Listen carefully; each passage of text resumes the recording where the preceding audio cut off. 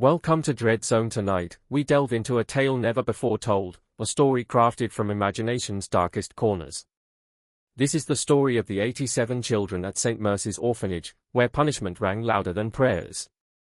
Nestled in the foggy hills of Ravenwood County, St. Mercy's Orphanage stood like a sentinel beneath a perpetually grey sky. Built in 1887, its Gothic architecture was a testament to a bygone era.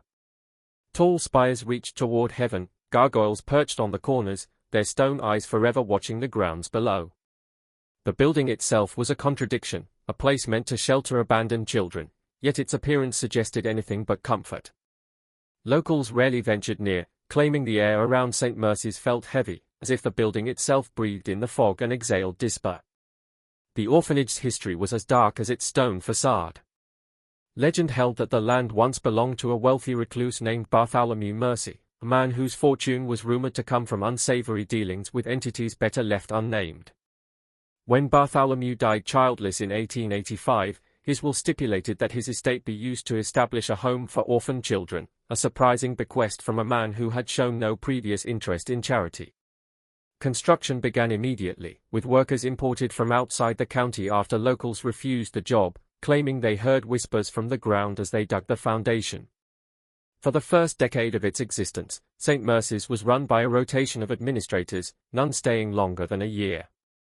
They all left under similar circumstances, claiming illness, family emergencies, or simply disappearing overnight, leaving behind nothing but hastily scribbled resignation letters. The turnover stopped abruptly in 1897 with the arrival of Sister Agnes Blackwood and her small order of nuns and brothers from an obscure religious sect few in town had heard of. Under their management, St. Mercy's settled into a rigid routine that would remain virtually unchanged for the next 6 decades. The orphanage operated under the strict guidance of Sister Agnes Blackwood, a woman whose reputation preceded her like a shadow at dusk. Standing 6 feet tall with a gaunt face framed by a tightly drawn habit, she cast an imposing figure that could silence a room of rowdy children with a single glance. Her devotion to discipline was matched only by her fervor for prayer. Some said she could smell disobedience before it happened, her tall, thin frame appearing in doorways just as a child contemplated mischief. Sister Agnes firmly believed that to spare the rod was to spoil the child. And at St. Mercy's, no child would be spoiled. Those who worked under Sister Agnes were no less intimidating. Brother Marcus, the groundskeeper, was a hulking man who rarely spoke, but whose eyes seemed to follow the children's every move as they played in the yard. Sister Constance, who supervised the kitchen, had hands perpetually red and raw, as if she washed them obsessively, yet the smell of iron clung to her no matter how much lye soap she used. Sister Prudence, responsible for the girls' dormitory, moved silently through the halls at night, pausing occasionally to press her ear against the wall as if listening for something within. The townspeople of Ravenwood had a complicated relationship with St. Mercy's. They appreciated having a place to send orphan children, and occasionally children whose parents simply couldn't or wouldn't care for them anymore. Yet, they crossed to the opposite side of the street when Sister Agnes or any of her staff ventured into town for supplies. They sent donations at Christmas and Easter, but declined invitations to tour the facilities. They prayed for the souls of the children at St. Mercy's, but few ever inquired about adopting them. By 1956, St. Mercy's housed exactly 87 children, ranging from infants to teenagers on the cusp of being released into a world they barely understood. Each child had a number, a bed, and a set of rules to follow. Names were used only during Sunday services when the local townspeople would come to witness the children's piety, a performance directed by Sister Agnes herself. The orphanage ran with clockwork precision, wake at 5 a.m., prayers at 5:30, breakfast at 6 o'clock, chores until noon, basic education until 4 o'clock, evening prayers at 6 o'clock, and lights out by 8 o'clock. Deviation from this schedule was not tolerated.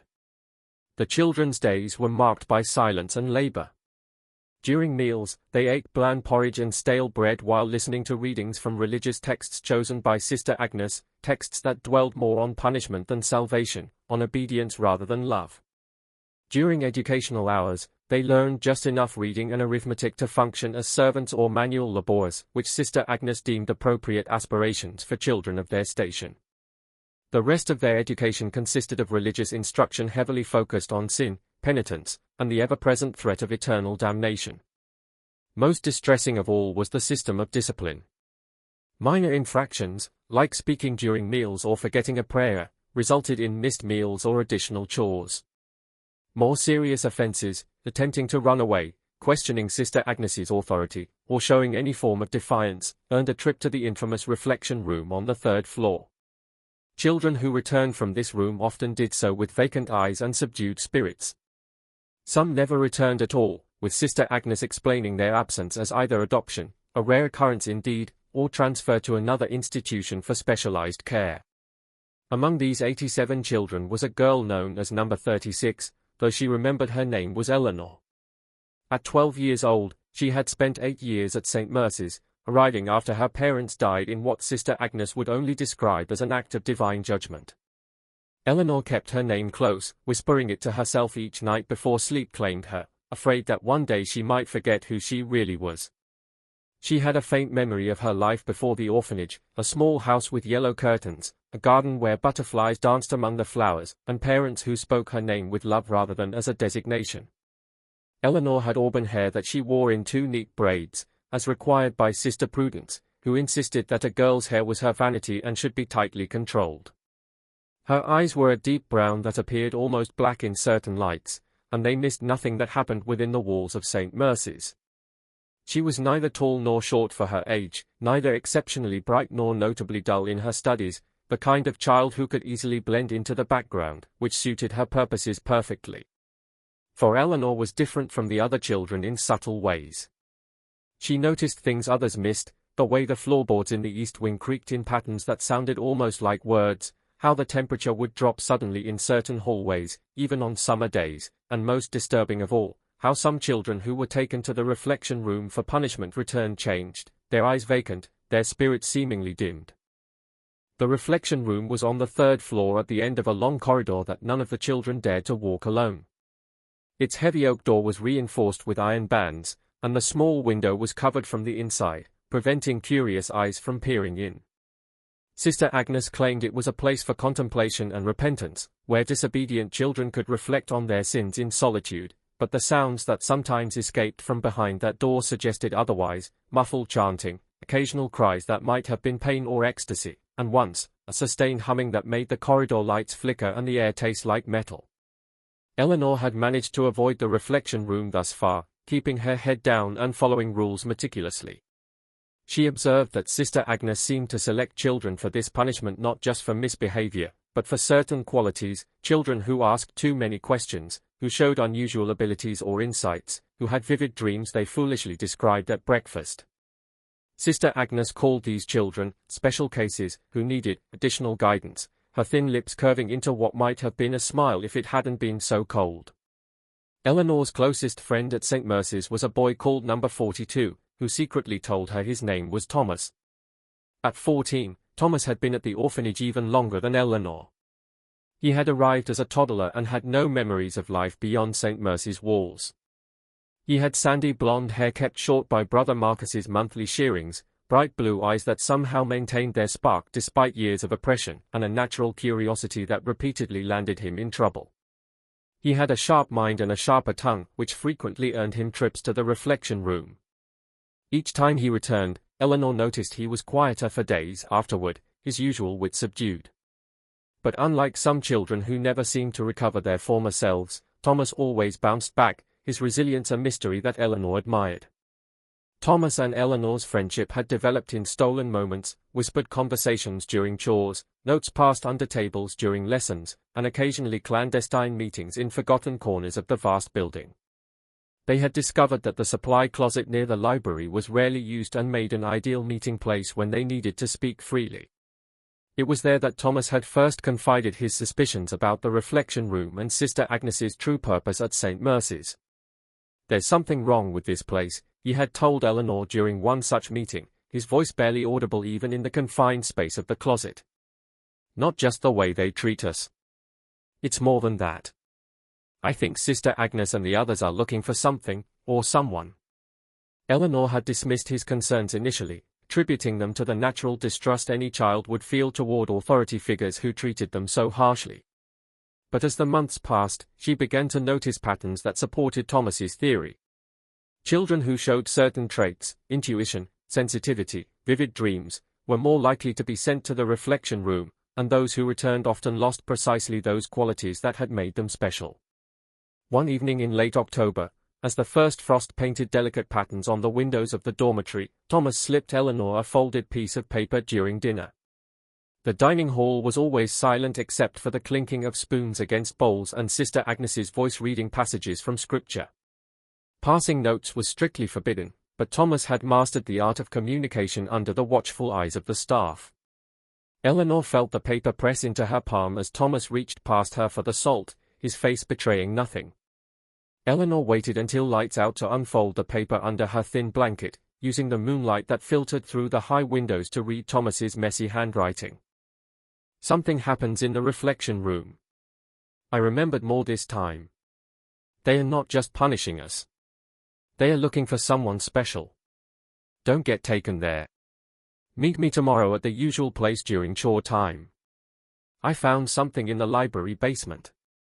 The note sent a chill through Eleanor that had nothing to do with the autumn cold. What did Thomas mean? Who were they? Sister Agnes always performed the punishments herself, as far as anyone knew. And what could he have found in the library basement? That area was strictly off-limits to the children, supposedly due to mold and structural concerns. Eleanor tucked the note into a small tear in her mattress and tried to sleep, but her dreams were plagued by visions of the reflection room's door opening to reveal not a room, but a bottomless void that swallowed children whole. The next day passed with agonizing slowness as Eleanor waited for her chance to meet Thomas. During morning prayers, she noticed he wasn't in his usual spot. Sister Prudence explained that number 42 was assisting Brother Marcus with a special project and would join them later. Eleanor's stomach knotted with worry. Thomas had never missed morning prayers before, regardless of his assignments. When he didn't appear at breakfast either, her concern deepened. Eleanor managed to slip away during chore time, telling Sister Constance that she had been assigned to dust the library. The excuse was plausible enough. Chore assignments changed weekly, and Sister Constance, responsible for the kitchen, rarely bothered to verify assignments outside her domain. The library was housed in what had once been the mansion's grand ballroom, its high ceiling now obscured by tall bookshelves that contained mostly religious texts, with a smaller section of approved educational materials. A spiral staircase in the corner led to a mezzanine level with additional shelves, while a smaller door beside it supposedly led to the basement storage area. Thomas was waiting by that door, his face unusually pale, dark circles under his eyes suggesting he hadn't slept. He put a finger to his lips as Eleanor approached, then opened the door just enough for them to slip through.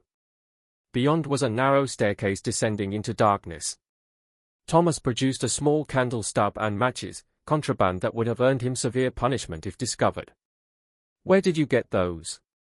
Eleanor whispered as he lit the candle, its small flame barely penetrating the gloom.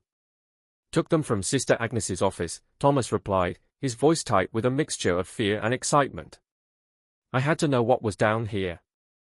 After my last time in the reflection room, I remembered something, Sister Agnes talking to someone about the original chamber and how it was directly below. I think she meant below the reflection room." They descended cautiously, the wooden steps creaking beneath their weight. The air grew colder and damper with each step, carrying a musty scent tinged with something Eleanor couldn't identify, something metallic and ancient. At the bottom of the stairs, they found themselves in a large room lined with shelves holding boxes of old records and unused supplies. But Thomas led her past these to a section of stone wall that looked different from the rest, newer somehow, the mortar between the stones lighter in color. "I found this yesterday," he said, running his hand along the wall until he located a particular stone that protruded slightly. He pressed it, and with a grinding sound that made both children freeze in fear, a section of the wall swung inward, revealing a passage beyond. "We shouldn't go in there," Eleanor said, though her voice lacked conviction. Her fear was real, but so was her curiosity and her trust in Thomas. "I already did," Thomas replied grimly. "Last night. That's how I know what's happening. But I need you to see it too, in case," he didn't finish the sentence, but Eleanor understood, in case something happened to him.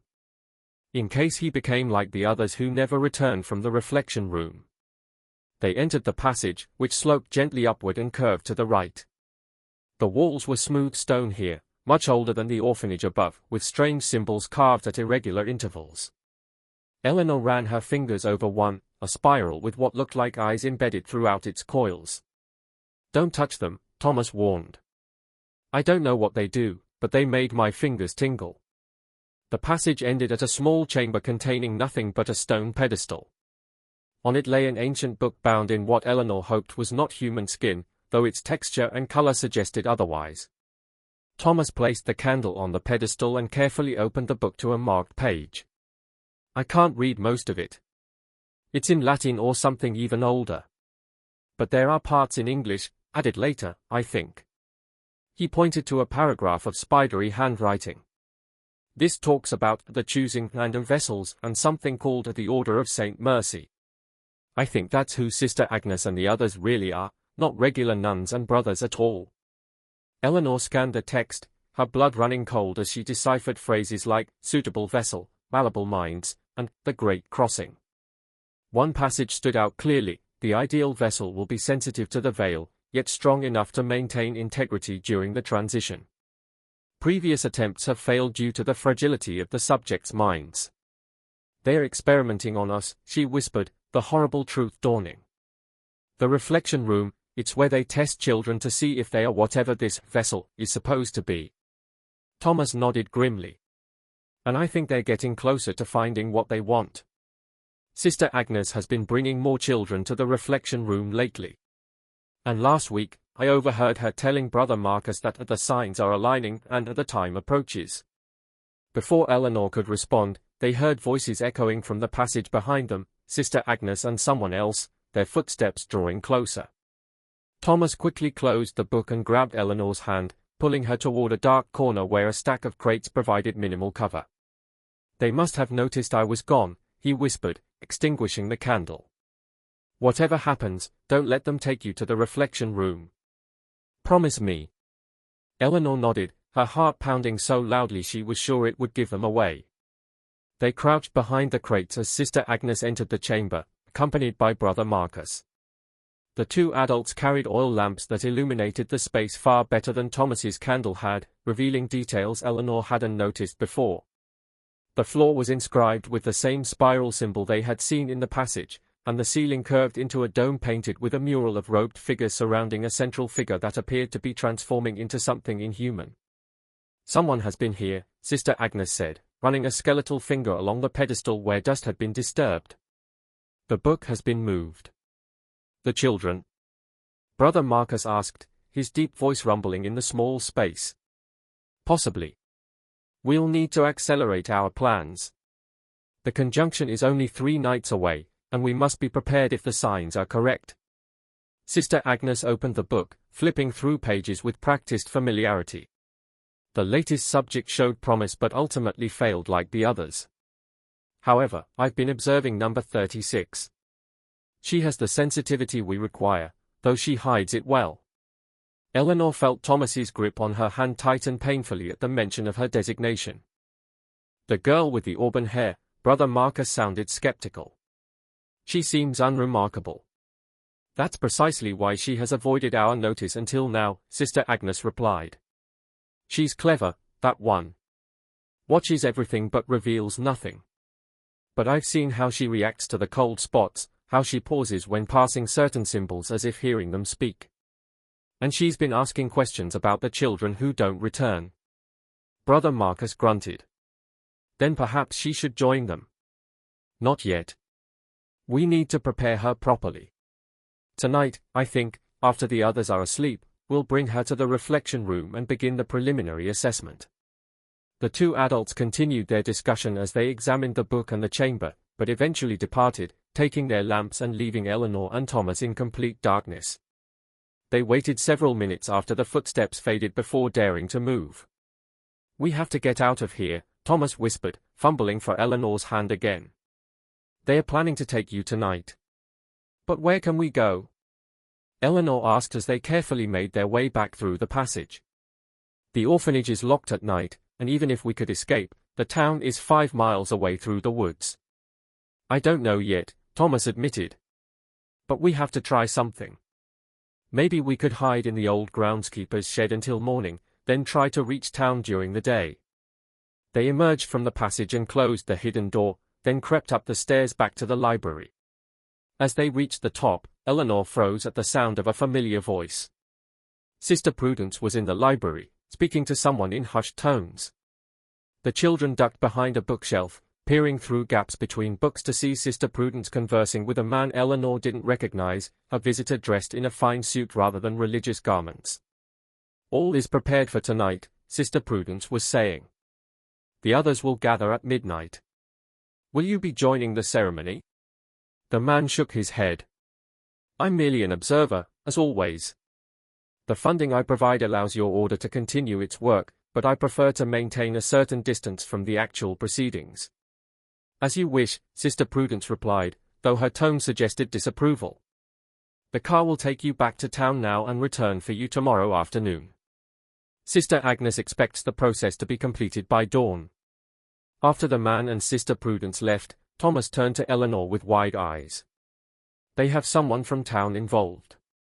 This is bigger than I thought." "We need to warn the other children," Eleanor said, her mind racing. "If Sister Agnes is planning something special tonight, maybe it's not just about me." But warning the other children proved impossible. As they left the library, they found the orphanage in an unusual state of activity. The younger children were being herded into the dormitories early, while the older ones were assigned to special cleaning duties throughout the building. Sister Agnes was nowhere to be seen, but Sister Constance and Brother Marcus seemed to be everywhere at once, their vigilance preventing any private conversations. As dinner time approached, Thomas managed to whisper to Eleanor, "Meet me in the chapel after lights out. I have a plan." Eleanor nodded subtly, though she wondered how either of them would manage to slip out of their dormitories. Sister Prudence always locked the girls' dormitory door at night and kept the key on a chain around her neck. But Thomas had proven resourceful before. Perhaps he knew something she didn't. Dinner was a tense affair. Sister Agnes was present but distracted, her gaze frequently drifting to Eleanor with a calculating expression that made the girl's skin crawl. The scripture reading for the evening focused on sacrifice and transformation, with Sister Agnes placing particular emphasis on phrases about vessels of divine purpose and the chosen few. Eleanor forced herself to eat despite her churning stomach, knowing she would need her strength for whatever came next. After dinner, the children were sent directly to their dormitories rather than having the usual hour of quiet reading time. As Eleanor prepared for bed, she noticed Sister Prudence watching her with unusual intensity. When the nun approached her bed, Eleanor's heart nearly stopped. "Sister Agnes wishes to see you in her office," Sister Prudence said, her voice carrying easily through the silent dormitory. "Now?" Eleanor had no choice but to follow, aware of the curious and fearful glances from the other girls. Being summoned to Sister Agnes's office in the evening was unprecedented and usually meant severe punishment. As they walked the darkened corridors, Eleanor's mind raced, searching for any possible escape. But Sister Prudence kept a firm grip on her shoulder, her bony fingers digging in painfully. To Eleanor's surprise, they bypassed Sister Agnes's first-floor office and continued upward, ascending the grand staircase to the second floor and then the narrower service stairs to the third. The realization struck her with chilling clarity: they were going to the reflection room. Sister Prudence was taking her directly to the place Thomas had warned her to avoid at all costs. "There must be some mistake," Eleanor said, trying to keep her voice steady. Sister Agnes said to meet her in her office. "Sister Agnes is waiting for you elsewhere," Sister Prudence replied, her tone leaving no room for argument. As they approached the reflection room, the corridor seemed to elongate before Eleanor's eyes, the door at the end receding like a cruel mirage. The gas lamps flickered erratically, casting monstrous shadows on the walls. The air grew noticeably colder with each step, and Eleanor could have sworn she heard faint whispers emanating from behind the closed door. When they finally reached it, Eleanor was trembling uncontrollably, partly from fear and partly from the unnatural cold.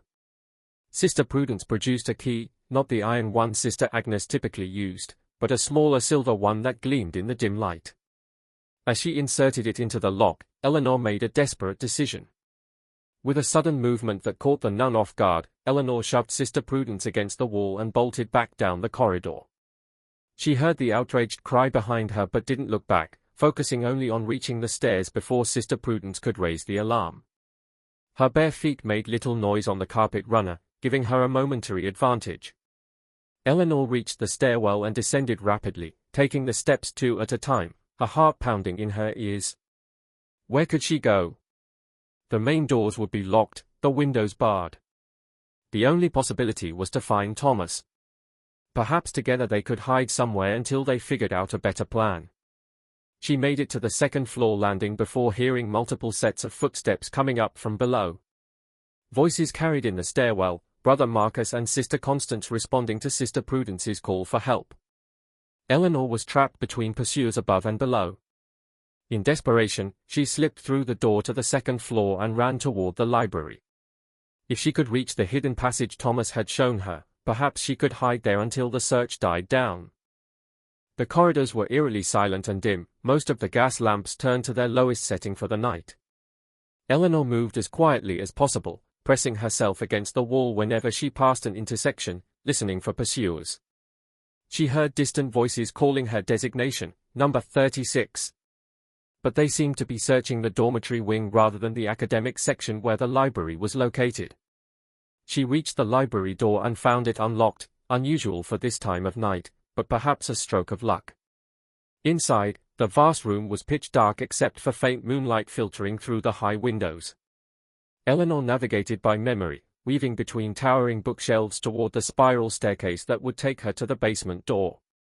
As she reached the staircase, a hand clamped over her mouth from behind, stifling her scream. She struggled briefly until a familiar voice whispered in her ear, "It's me. Stop fighting." Thomas released her, and Eleanor turned to face him, barely able to make out his features in the darkness. "How did you know I'd come here?" she whispered. "I didn't," he replied.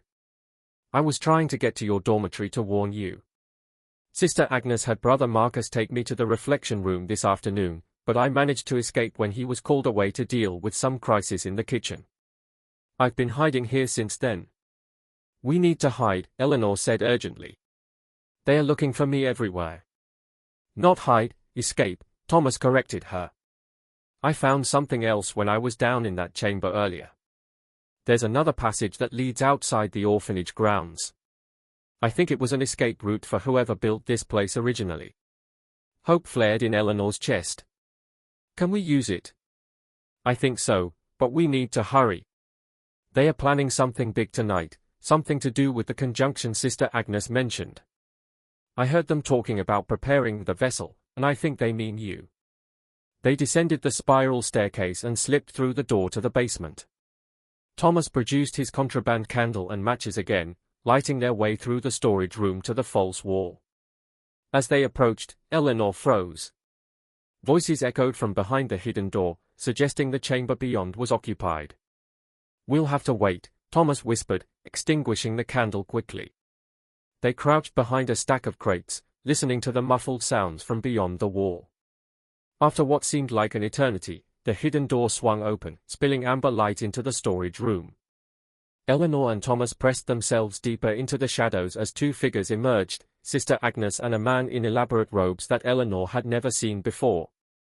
They were deep in conversation, their voices low but intense. "We cannot afford another failure," the stranger was saying.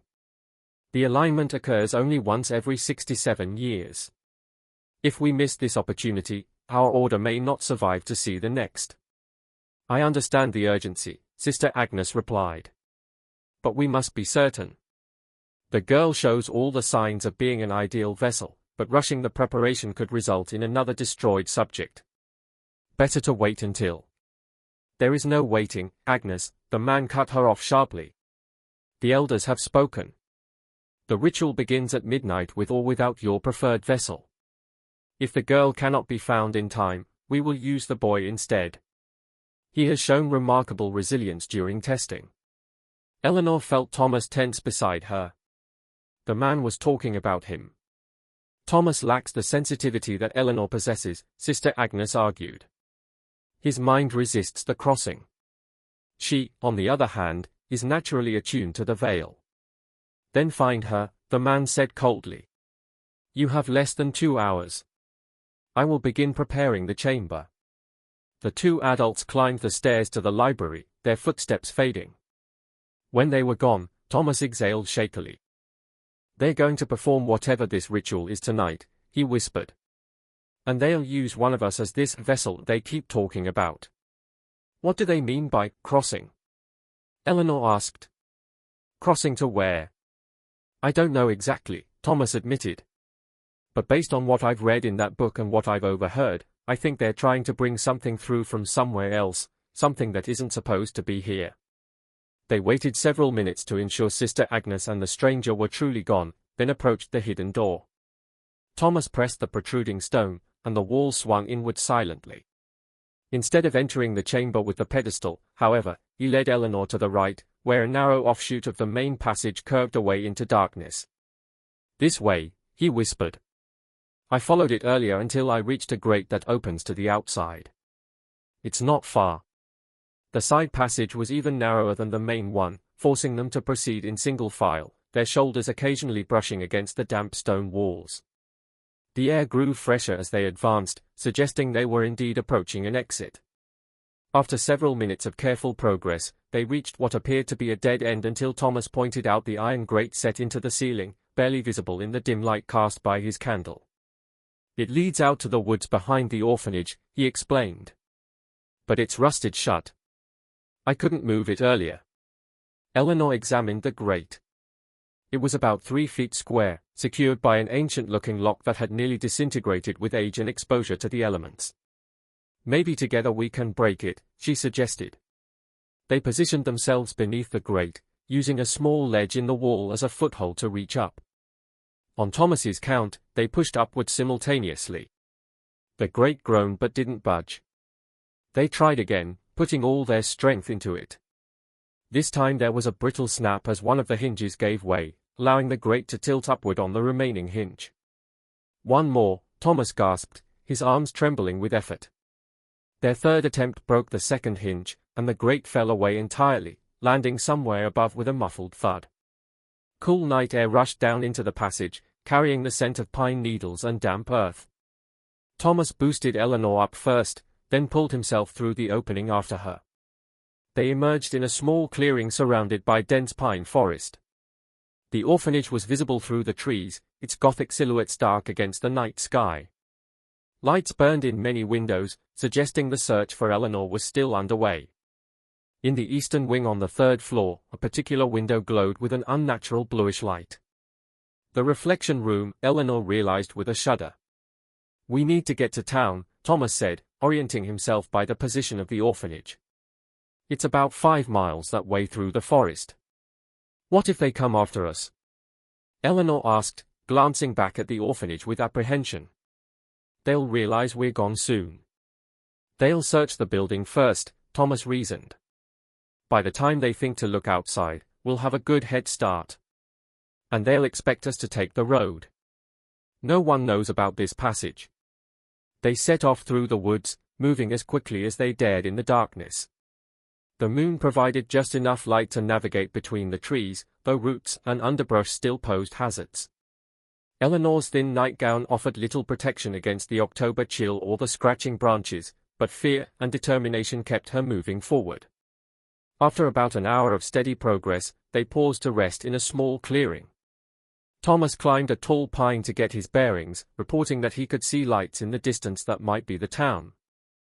As they prepared to continue, a sound froze them in place, voices calling through the forest, accompanied by the bobbing glow of lanterns. They are searching the woods, Thomas whispered, his face pale in the moonlight. They must have found the tunnel. The voices were still distant but drawing closer, spreading out in a search pattern that would eventually cover the area where Eleanor and Thomas were hiding. They needed to move. But which way? The town still lay some distance ahead, and with the searchers between them and their destination, continuing forward seemed too risky. We need to split up, Thomas said suddenly. They are mainly looking for Eleanor. I'll lead them away while you continue toward town. No, Eleanor protested. I won't leave you. They'll catch you and then, she couldn't finish the sentence. The image of the stone-like children in the alcoves was too vivid in her mind. Listen, Thomas said urgently, gripping her shoulders. If they catch both of us, it's over. But if you get to town, you can bring help. Find the sheriff. Tell him what's happening at St. Mercy's. He won't believe me, Eleanor said, tears threatening. No one ever questioned Sister Agnes. Then find the man who visited today, the one in the suit. He seemed uncomfortable with whatever they are planning. Maybe he'll help. Thomas glanced toward the approaching lights. We don't have time to argue. I'll create a diversion to the west. You keep heading north toward town. Promise me you'll run and not look back. Eleanor nodded reluctantly, then impulsively hugged Thomas. Be careful. I'll bring help. With a final squeeze of her hand, Thomas slipped away into the darkness.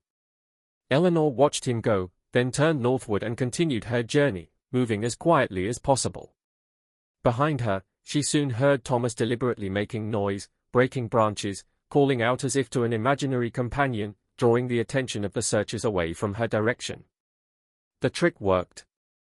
The lanterns converged on Thomas's location, voices rising in excitement as they spotted him.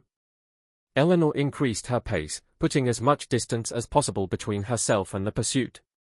She heard a distant shout that might have been Thomas being captured but forced herself to keep moving, honoring her promise not to look back.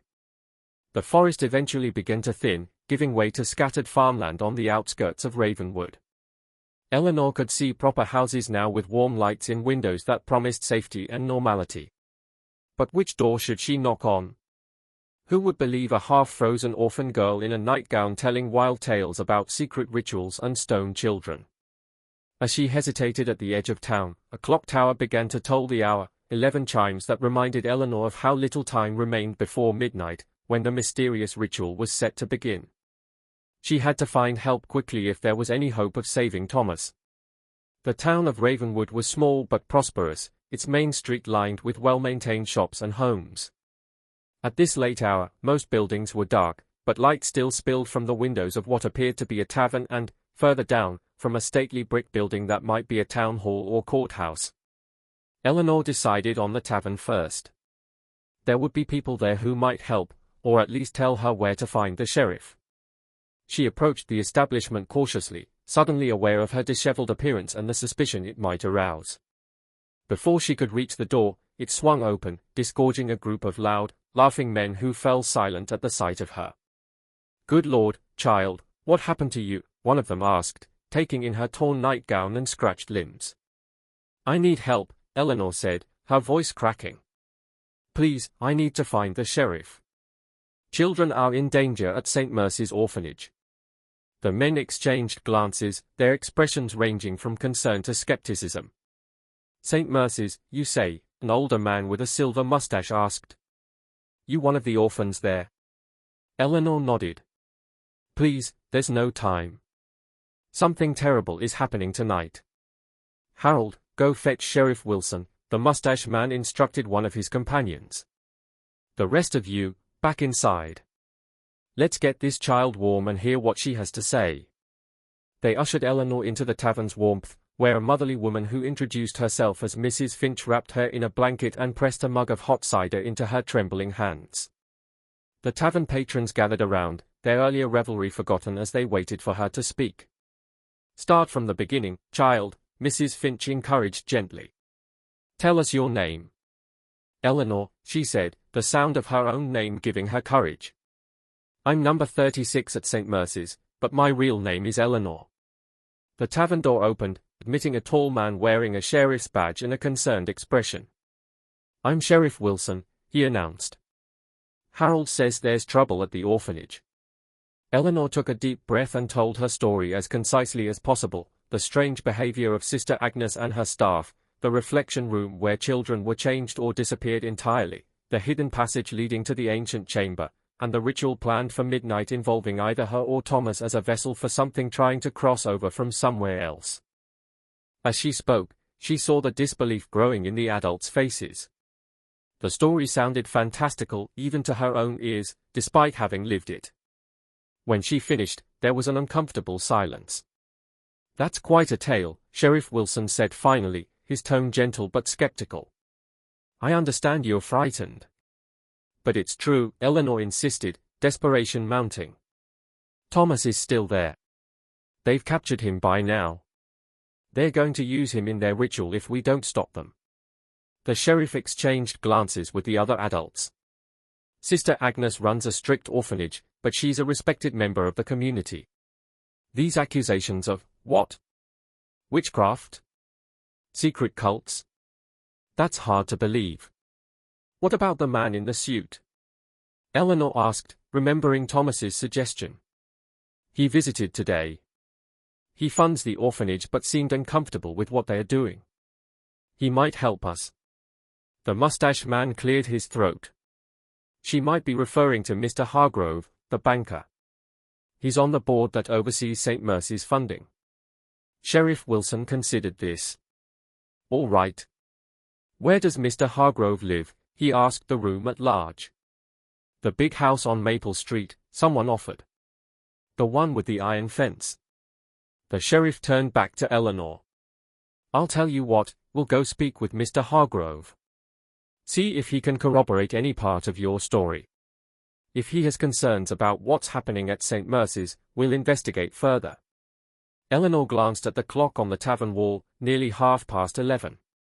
Please hurry, she begged. There isn't much time. The sheriff offered his hand. Come along then. Mrs. Finch, would you mind finding something more substantial for the girl to wear? Minutes later, Eleanor found herself in the sheriff's automobile, dressed in donated clothes several sizes too large but far warmer than her nightgown. They drove through the quiet town to Maple Street, where a grand Victorian house stood behind a wrought iron fence. Despite the late hour, lights burned in several windows. Sheriff Wilson rang the bell, and after a brief wait, a butler answered, his expression souring at the sight of the sheriff and a disheveled girl on the doorstep. We need to speak with Mr. Hargrove immediately, the sheriff said, his tone brooking no argument. Tell him it's about St. Mercy's orphanage. The butler hesitated, then grudgingly invited them into a lavish foyer while he went to fetch his employer. Eleanor stared at the opulent surroundings, the gleaming hardwood floors and crystal chandelier, a stark contrast to the Spartan conditions at St. Mercy's. How much of this wealth, she wondered, came from supporting the orphanage and whatever sinister purpose it actually served. Mr. Hargrove appeared shortly, a distinguished gentleman in his 60s with silver hair and a trimmed beard. He looked surprised to see the sheriff but positively shocked when his gaze fell on Eleanor. Good heavens, he exclaimed.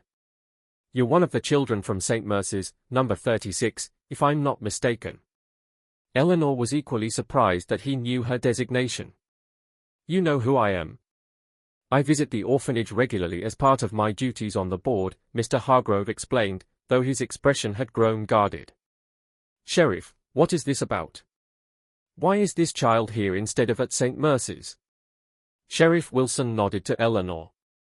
This young lady has quite a story to tell, Mr. Hargrove, about secret rooms, strange rituals, and children being used for some kind of experiment. She says you were at the orphanage today and seemed uncomfortable with what was happening there. Mr. Hargrove's face paled slightly, but he maintained his composure. I visit often in an official capacity. As for being uncomfortable, he trailed off, studying Eleanor more intently. Why don't we continue this conversation in my study? He led them down a hallway to a wood-paneled room lined with books. After closing the door, he turned to Eleanor with an entirely different demeanor, the polished socialite replaced by a deeply troubled man. You escaped, he said simply. How much do you know about the Order of St. Mercy? About the ritual tonight? The vessel? The crossing? Eleanor's eyes widened. You know about it. Mr. Hargrove sank into a leather chair, suddenly looking every one of his years. Then you know quite a bit. Sheriff, I'm afraid the girl's story, fantastic as it may sound, contains elements of truth. The orphanage is not what it appears to be. The sheriff looked between them in confusion. Mr. Hargrove, are you saying you believe this talk of secret rituals? My family has been involved with St. Mercy's since its founding, Mr. Hargrove said heavily. For generations, we've provided financial support while turning a blind eye to certain activities. I was raised to believe it was for the greater good, that the Order's work would ultimately benefit humanity by bringing wisdom from beyond. He looked directly at Eleanor. It was only recently that I began to question this, the children who disappeared, the strange occurrences, Sister Agnes's increasing fervor. When I visited today and heard about tonight's ritual, something felt wrong. Different from previous ceremonies I'd witnessed. Then help us stop it, Eleanor pleaded. They've captured my friend Thomas. They're going to use him as the vessel if they can't find me. Mr. Hargrove glanced at the ornate clock on his mantel, 11:40. There's little time. The conjunction occurs at exactly midnight. Sheriff Wilson held up his hands. Hold on. I'm still not clear on what exactly is happening at that orphanage. What is this order, and what do they want with these children? The Order of St. Mercy predates the orphanage by centuries, Mr. Hargrove explained, rising and moving to a bookshelf. They are occultists who believe they can communicate with entities from beyond our reality, beings that supposedly possess knowledge and power beyond human comprehension. He removed a leather-bound volume and opened it to reveal diagrams similar to those Eleanor had seen in the chamber beneath the library. The orphanage was established as a cover for their work and as a source of potential vessels, children with natural sensitivity to the veil between worlds who could serve as conduits for these entities. And you've been supporting this? Sheriff Wilson asked, his expression hardening. My family has been deceived for generations, Mr. Hargrove replied defensively. We were told the Order was seeking enlightenment, cosmic truths that would elevate humanity. It was only when I gained access to certain restricted texts that I began to suspect the entities they contact have their own agenda, one that would not benefit mankind in the slightest. What happens during the ritual? Eleanor asked. What will they do to Thomas? Mr. Hargrove's expression grew grim. The ritual involves opening a temporary doorway between realities. The vessel, in this case, your friend, serves as an anchor point, a bridge between worlds. If successful, the entity they are contacting will be able to cross over and inhabit the vessel permanently. And Thomas? Eleanor pressed. His consciousness would be supplanted, Mr. Hargrove admitted quietly. He would cease to exist as himself. Sheriff Wilson had heard enough. I'm going to gather my deputies, and we're going to that orphanage right now. Mr. Hargrove, you're coming with us to explain all this to my men. They are more likely to believe it coming from you. There's no time for that, Eleanor objected, pointing to the clock, 11:47. By the time you gather your men and reach St. Mercy's, the ritual will have begun. She's right, Mr. Hargrove agreed. And a frontal assault would be dangerous. The Order has defenses against interference. What do you suggest then? The sheriff demanded. I can't just ignore what you're telling me is happening to those children. Mr. Hargrove was silent for a moment, his brow furrowed in thought. Then his expression cleared. There may be a way. The ritual requires 13 participants, the full membership of the local Order chapter. If even one is missing, the circle is broken, and the doorway cannot be fully opened. So we need to remove one person from this ritual. Sheriff Wilson asked. That seems simple enough. Not simple at all, Mr. Hargrove corrected. The reflection room where the ritual takes place is heavily warded against intrusion. But, he paused, then continued with reluctance. There is another way. I am technically a member of the Order, though I've avoided active participation in their ceremonies. Tonight, however, Sister Agnes specifically requested my presence to complete the circle. You're one of them? Eleanor asked, backing away slightly. By birth and initiation only, Mr. Hargrove assured her. Not by choice or conviction. But this gives us an advantage. If I simply fail to appear, they'll be forced to either postpone the ritual or proceed with an incomplete circle, which would be dangerous for them and likely unsuccessful. Sheriff Wilson nodded slowly. That buys us time to organize a proper intervention. But what about the boy they've already captured? Will he be safe if they can't perform this ritual? Mr. Hargrove's hesitation told Eleanor everything she needed to know. They might harm him out of frustration, she said, or keep him prisoner until they can try again. We need to rescue him tonight. I have a better idea, Mr. Hargrove said, moving to his desk and unlocking a drawer. He removed a small wooden box inlaid with silver symbols. This contains something the Order values greatly, a relic they believe enhances their connection to the other side. I've been entrusted with its safekeeping between rituals. He opened the box to reveal a strange object that resembled a star-shaped crystal, its facets catching the light in unnatural ways that sent prismatic patterns dancing across the walls. If I appear at the ritual but sabotage it from within, perhaps by damaging this focus stone at a critical moment, I could not only prevent the crossing but create enough chaos for you, Sheriff, to enter and rescue the children. Sheriff Wilson frowned. That sounds dangerous for you, Hargrove. It is, the banker admitted, but I've been complicit in the Order's activities for too long. This is my chance to make amends. The clock showed 11:52. We need to leave now, Mr. Hargrove said, closing the box and tucking it into his coat pocket. Sheriff, bring your car around to the back of the orphanage. There's a service entrance that should be less guarded. Wait for my signal. You'll know it when it comes. Eleanor should remain here where she's safe. No, Eleanor said firmly. I'm coming with you. Thomas is my friend, and I know the orphanage better than either of you. Besides, I've already escaped once tonight. I can help others do the same. The men exchanged glances, recognizing the determination in her eyes. Very well, Sheriff Wilson conceded. But you stay with me, understood? No heroics. They left Mr. Hargrove's house separately. He in his own automobile headed directly to St. Mercy's as if responding to Sister Agnes's summons, while Sheriff Wilson and Eleanor took a less direct route, approaching the orphanage from behind where the woods provided cover. The journey was tense and silent, each lost in their own thoughts about what lay ahead. As they neared the orphanage, Eleanor could see that many lights were still burning despite the late hour. Most notably, the blue glow from the reflection room window had intensified, pulsing slightly like a heartbeat. The sight sent a chill through her that had nothing to do with the night air.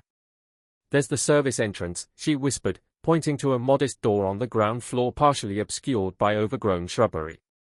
The kitchen staff use it for deliveries. They approached cautiously, Sheriff Wilson with his hand resting on his holstered pistol. To their surprise, the door was unlocked, either an oversight in the night's excitement or, more worryingly, a sign that the Order was confident no one would interfere with their plans. The kitchen was deserted, its usually immaculate counters showing signs of hasty abandonment, a knife left on a cutting board, a pot of soup still warm on the stove. The orphanage was eerily quiet despite the lights, as if the entire population had vanished. Where would they be keeping the other children? Sheriff Wilson whispered as they moved through the silent building. The dormitories, probably, Eleanor replied. Under guard. But Thomas would be in or near the reflection room. That's on the third floor, East Wing. They made their way cautiously through the darkened corridors, freezing at every creaking floorboard. As they reached the main staircase, they heard voices approaching, two of the brothers who served under Sister Agnes, deep in conversation about preparations and the vessel. Sheriff Wilson pulled Eleanor into an alcove just in time to avoid being seen as the men passed. We need to check on the other children first, Sheriff Wilson whispered once the danger had passed. Make sure they are safe before we attempt to reach the third floor. Eleanor nodded reluctantly. Every moment that passed brought Thomas closer to whatever fate the Order had planned for him, but she understood the sheriff's reasoning. They couldn't leave dozens of vulnerable children behind. The girls' dormitory was on the second floor, West Wing. When they reached it, they found the door locked from the outside, unusual, as it was typically locked from inside by Sister Prudence to prevent nighttime wandering. Sheriff Wilson examined the lock, then produced a set of skeleton keys from his pocket. Standard police equipment, he explained at Eleanor's questioning look. Never know when you might need to open a door in an emergency. After trying several keys, the lock clicked open. Inside, they found 30 girls of various ages huddled together on beds in the center of the room, their faces pale with fear. Sister Prudence was conspicuously absent. Eleanor, several girls exclaimed in unison, their eyes widening at the sight of her with an adult stranger. This is Sheriff Wilson, Eleanor explained quickly. We've come to help. Something bad is happening at St. Mercy's tonight, and we need to get everyone to safety. The girls bombarded them with questions. Where had Eleanor been? Why was there a sheriff? What was happening? Sheriff Wilson raised his hands for silence. Listen carefully, he said in a calm but authoritative tone. There's no time to explain everything. You need to follow me to safety. We'll go to the boys' dormitory next, then out through the kitchen. Can everyone walk quietly and do exactly as I say? The girls nodded solemnly, accustomed to following adult instructions without question. Sheriff Wilson turned to Eleanor. Do you know any of the older girls well enough to trust them? Eleanor pointed to a 14-year-old named Ruth, who had always been kind to the younger children. Ruth can help lead them. Sheriff Wilson nodded and addressed the older girl. Ruth, I need you to help keep everyone together and quiet. Eleanor and I have another urgent matter to attend to upstairs. Ruth's eyes widened, but she nodded resolutely. I can do that, sir. The sheriff turned to Eleanor. Now to the boys' dormitory. They found a similar situation there, the door locked from outside, the boys frightened but unharmed. The sheriff repeated his instructions, selecting an older boy to assist Ruth in leading the children to safety. The clock in the hallway showed 11:57. Only minutes remained before the ritual was scheduled to begin. You get the children out, Eleanor told the sheriff. I need to help Mr. Hargrove and Thomas. Sheriff Wilson shook his head firmly. Absolutely not. It's too dangerous. There's no time to argue, Eleanor insisted. You need to protect the children. That's more than 50 lives. I know the way to the reflection room, and I can move more quietly alone. Please trust me. The sheriff hesitated, torn between his duty to protect all the children and the recognition that time was critically short. 5 minutes, he said finally. If you're not back at the kitchen with us by then, I'm coming after you with reinforcements. Eleanor nodded gratefully and slipped away, moving swiftly but silently through the familiar corridors. As she approached the east wing, the temperature noticeably dropped, and that same pressure she had felt earlier returned, a weight against her mind, probing, searching. She instinctively shielded her thoughts as Thomas had taught her, creating a mental maze to confuse whatever was reaching out. The stairs to the third floor seemed to stretch endlessly upward, each step requiring more effort than the last, as if the very air was thickening around her. The blue light was visible now, spilling from beneath the reflection room door and casting eerie shadows that moved independently of any physical source. Voices reached her ears, a rhythmic chanting in that strange language she had heard before, punctuated occasionally by what sounded like Thomas crying out in pain. Eleanor's resolve hardened. Whatever risk she was taking, she couldn't abandon her friend. As she neared the reflection room, she spotted Mr. Hargrove standing slightly apart from the door, his expression troubled as he clutched the wooden box containing the focus stone. He hadn't yet entered the room, suggesting the ritual was still in its preliminary stages. Mr. Hargrove, she whispered, causing him to start violently. Eleanor, he hissed. What are you doing here? You should be with the sheriff. I came to help, she replied simply. What's happening? They've begun the preparatory rituals, Mr. Hargrove whispered, glancing nervously at the door. Your friend is inside, bound to the altar. Sister Agnes is leading the ceremony. They're hurting him, testing his resistance. I'm supposed to enter at exactly midnight with this. He indicated the box. My absence has already been noted. A brother was sent to find me but hasn't returned yet. The sheriff is evacuating the other children, Eleanor informed him. But we need to save Thomas, too. Mr. Hargrove nodded grimly. My plan was to sabotage the ritual at its critical moment, but perhaps we can act sooner. The focus stone amplifies their connection to what they call the Ancient Ones. Without it, the ritual would be significantly weakened, possibly even collapse entirely. Then let's destroy it now, Eleanor suggested. Not that simple, Mr. Hargrove replied. The stone is virtually indestructible by normal means. It must be disrupted by opposing energy, which is why I plan to wait until the ritual was fully underway, when mystical energies would be at their peak. Eleanor thought quickly. What about the children in the alcoves? The ones they've been using as sentinels or whatever they called them. Could they help somehow? Mr. Hargrove's eyes widened. You know about them? Yes, in theory they could. Their life force is what stabilizes the doorway. If that energy could be redirected against the focus stone instead, he trailed off, looking at Eleanor with new respect. That might work, but it would require someone with sensitivity to the veil to make the connection. Someone like you. Before Eleanor could respond, the chanting inside the reflection room rose to a crescendo, followed by a silence so absolute it seemed to swallow all other sound.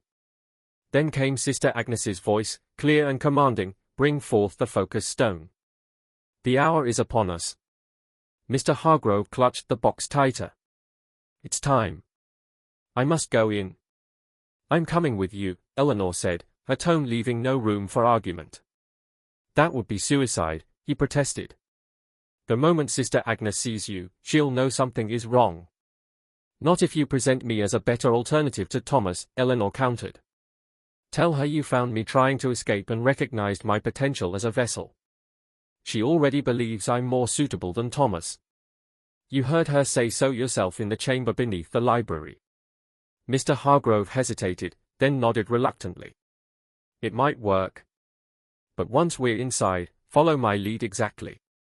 One wrong move and we're both lost, along with your friend."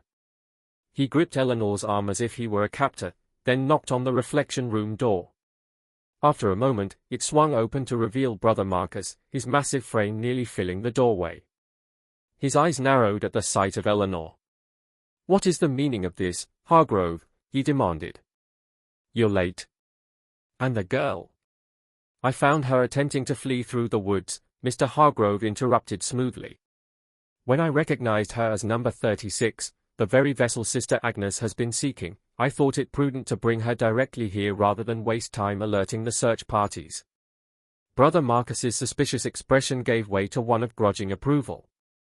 He stepped aside, allowing them to enter the reflection room. Eleanor had to stifle a gasp at what she saw. The room was vastly different from the austere chamber she had imagined. It was indeed larger than should have been possible, with a domed ceiling painted with disturbing murals depicting robed figures worshipping amorphous shapes. Around the perimeter were 13 alcoves, 12 of which contained what appeared to be statues of children, though Eleanor now knew they were actual children preserved in some half-life state. In the center stood a stone altar upon which Thomas was bound, his wrists and ankles secured with iron manacles. His face was pale with fear and pain, his eyes widening in horror when he saw Eleanor. Around the altar stood 11 robed figures, with Sister Agnes at the head position, her thin face alight with an almost ecstatic fervor. "Mr. Hargrove, you've arrived at last," Sister Agnes said, her attention shifting from Thomas to the newcomers. When she saw Eleanor, her expression transformed into one of unholy delight. "And you've brought our true vessel. How fortuitous." The signs were correct after all. "I found her in the woods," Mr. Hargrove repeated his lie smoothly. "She seems to have some awareness of our purpose here. She was surprisingly compliant when I explained the honor being bestowed upon her." Eleanor kept her face carefully blank, though inwardly she recoiled at the hungry way Sister Agnes was examining her, as if she were a particularly fine cut of meat. The nun approached, her bony fingers reaching out to tilt Eleanor's chin up. "Yes," she murmured, more to herself than to anyone else. "The sensitivity is unmistakable. She will serve beautifully." Eleanor and Thomas remained in Ravenwood County, bound by their shared experience and a determination to protect the town that had ultimately protected them. They grew up, married others, had families of their own, but maintained a friendship that puzzled those who didn't know their history. Once a year on the anniversary of that night in the reflection room, they would meet at the memorial in the park and leave 86 white roses, one for each of the children whose sacrifice had helped close the doorway. The 87th child, Eleanor herself, would place a single red rose among the white, reminder of the vigilance that would always be necessary. For while the Order of St. Mercy was gone, the veil between worlds remained thin in certain places at certain times. And sometimes on cold autumn nights when fog crept up from the valley, visitors to the park reported hearing whispers that sounded almost like prayers, or perhaps warnings, carried on the wind. In the decades that followed, Eleanor watched for signs, children with the same sensitivity she had possessed, people with an unhealthy interest in the history of St. Mercy's, strangers who asked too many questions about the old orphanage. Most were simply curious, drawn to the local legend that had grown around the suddenly abandoned building. But occasionally she would encounter someone whose interest seemed deeper, whose questions probed for specific details about the third floor, about Sister Agnes, about rituals and ceremonies. These encounters became less frequent as Eleanor aged, grey threading through her once dark hair, lines forming around her eyes that had seen too much. By the time she reached her 70th year, she had almost convinced herself that the threat was truly gone, that whatever had existed beyond the veil had found other interests or had been permanently barred from this world. Then came the dreams, vivid nightmares in which she found herself back in the reflection room, but now she was the one seated in one of the 13 chairs, a black robe draped over her shoulders, a shadow being looming behind her. In these dreams, a child stood before the altar, a child with Eleanor's face from 60 years ago, pleading for help that never came. She would wake from these dreams drenched in sweat, her heart hammering, the echo of chanting still ringing in her ears. At first, she dismissed them as the product of an old woman's fears and memories.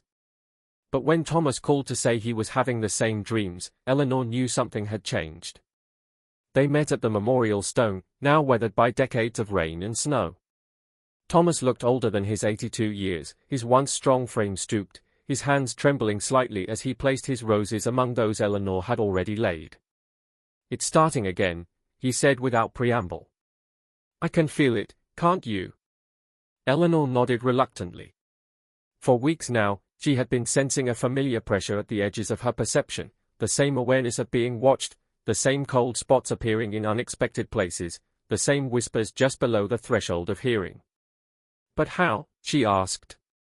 "The order is gone. The ritual chamber was destroyed when they tore down the building." Thomas gestured to the ground beneath their feet. "They didn't destroy the foundations. And whatever was reaching through from the other side has had 60 years to find another way, another group of people desperate or ambitious enough to help." Eleanor sighed, feeling every one of her 70 years. "We're too old for this, Thomas,"